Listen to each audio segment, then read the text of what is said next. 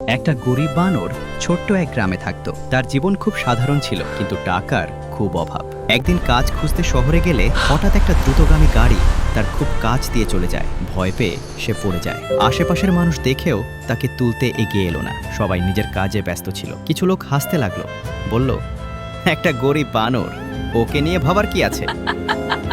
ঠিক তখন এক বৃদ্ধ লোক এসে তাকে পানি দিল এবং বলল, হাল ছাড়িস না, একদিন তুই পারবি। বাড়ি ফিরে বানর দেখে ঘরে খাবার নেই, তার মা অসুস্থ, আর পকেটে একটাও টাকা নেই। বানর দিনরাত কঠোর পরিশ্রম করতে লাগলো। ইট ভাঙলো, ভার তুললো, হাত কেটে গেল, তবুও থামলো না। অনেক কষ্টের পর সে কিছু টাকা জমাতে পারল। খুশি হয়ে মায়ের ওষুধ কেনার জন্য টাকা নিয়ে রওনা দিল। কিন্তু ঠিক তখনই খবর এলো তার মায়ের অবস্থা হঠাৎ খুব খারাপ হয়ে গেছে। বানর দৌড়ে হাসপাতালে পৌঁছালে ভয় আর কান্নায় তার শরীর কাঁপছিল। টাকার অভাবে চিকিৎসা সময় মতো শুরু হলো না। সবকিছু যেন হাতের বাইরে চলে গেল।